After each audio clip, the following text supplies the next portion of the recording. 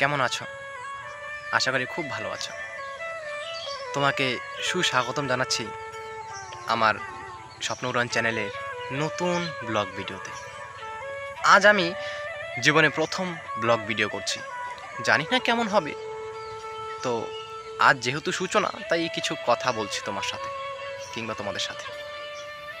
যেহেতু আজকে আমার প্রথম ব্লগ, তাই কথা বলতে একটু হয়তো ভুল হতে পারে। যদি ভুল ত্রুটি হয় তাহলে প্লিজ একটু মানিয়ে নিও।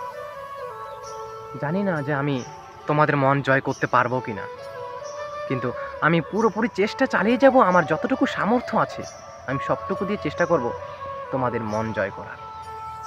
আমার যে এই স্বপ্ন উড়ান চ্যানেলটা আছে, এটি কিন্তু সাধারণত মোটিভেশনাল চ্যানেল। আমি 2 বছর থেকে এখানে মোটিভেশনাল ভিডিও আপলোড করছি। তেমন কোনো গ্রো হচ্ছে না চ্যানেলটাতে। তো তাই ভাবলাম ব্লগ ভিডিও করেই দেখি কি হয়। আমারও কিছু স্বপ্ন আছে, কিছু ইচ্ছে আছে। সেই স্বপ্ন, সেই ছোট বড় ইচ্ছেগুলোকে পূরণ করার জন্যেই আমি আজ এই পথে। শুধু আমার ইচ্ছে না, আমার মা বাবার কিছু ইচ্ছে আছে, কিছু স্বপ্ন আছে, আমার ওপর কিছু বিশ্বাস আছে, ভরসা আছে। কোথায় যাব, কি করব? বাইরে যাব, বাইরে গিয়ে 1-2 মাস কাজ করব, কিছু টাকা রোজগার করব, বাড়িতে এসে সেগুলো বাবাকে দিব, কিংবা একটা ঘর তুললাম। কি হবে ফায়দা? তারপর তো আবার সেই ঘুরে উল্টে বাইরেই যেতে হবে। সারা জীবন কি আর বাড়িতে বসে থাকতে পারবো? তাই বাড়িতে বসে থেকে কিছু নিজের কেরিয়ারটাকে দাঁড় করানোর চেষ্টা করছি। জানি না কি হয়। যদি তোমাদের ভালোবাসা পাই তাহলে হয়তো আমার স্বপ্নগুলো পূরণ করতে পারবো আমি।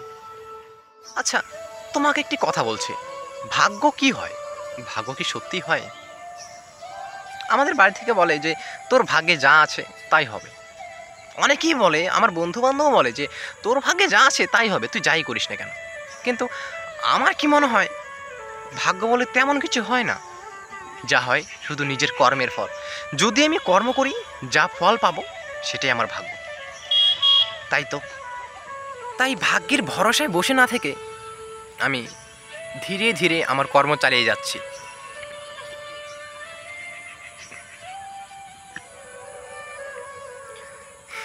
দেখি শেষ পর্যন্ত কি হয়, কি ফল পাই। যদি ভালো কর্ম করি তাহলে আশা করি ভালো ফলই পাবো। অনেক আশা, অনেক ইচ্ছে নিয়ে নেমেছি এই ইউটিউবের পথে, ইউটিউব ক্যারিয়ার তৈরি করার জন্য।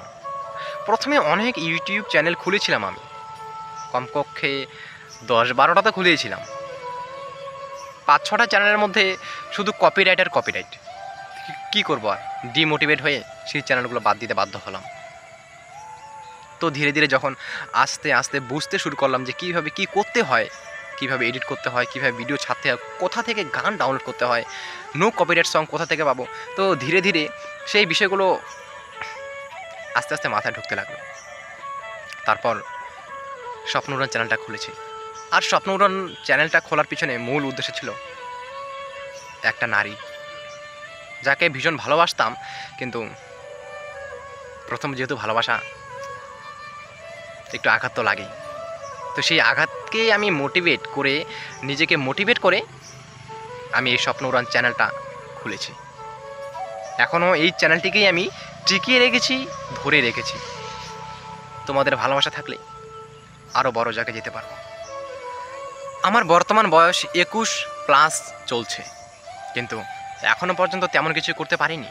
গ্র্যাজুয়েশন আর 1 বছর আছে, তাহলে আমার গ্র্যাজুয়েশন কমপ্লিট হবে। ডিস্টেন্সে পড়াশোনা করছি।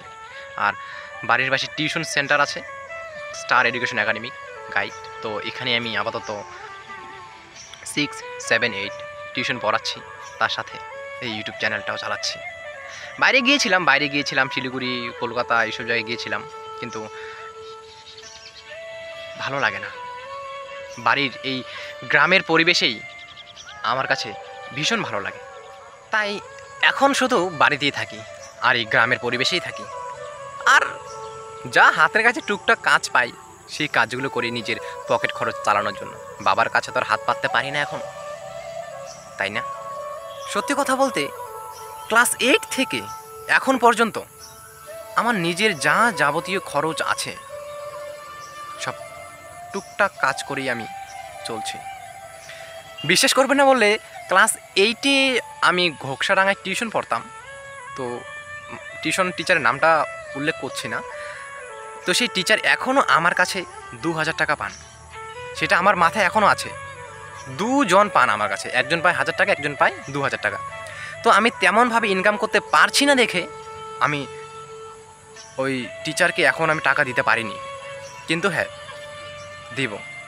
আমার নিজের পায়ে দাঁড়িয়ে তারপরে দিব যে স্যার এটা আপনার টাকা। অনেক দিন পর টাকাটি আপনাকে দিলাম, নিজের পায়ে দাঁড়িয়ে এখন নিজে স্ট্যান্ড হয়ে আমি আমার নিজের ইনকামের টাকা আমি আপনাকে দিলাম। কি করব, যেহেতু গ্রামের ছেলের যে কেমন পরিশ্রম, কতটা দায়িত্ব থাকে, সেটা আশা করি একটা গ্রামের ছেলেই জানে।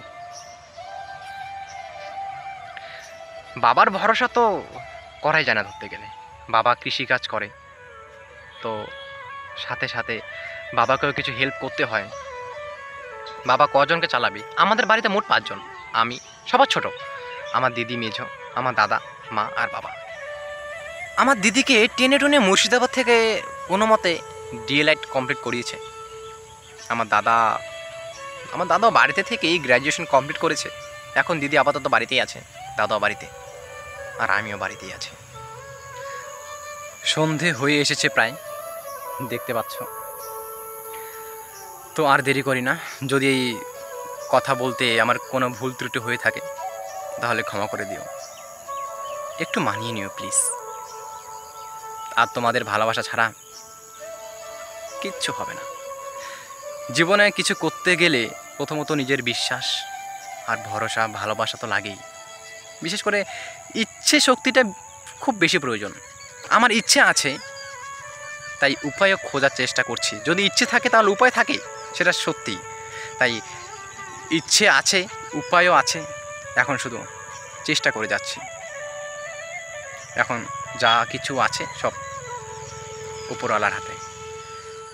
কথাগুলো ভালো লাগলে ভিডিওটিতে লাইক করে নিচে কমেন্ট বক্সে লিখে জানাতে পারো তোমার মতামত।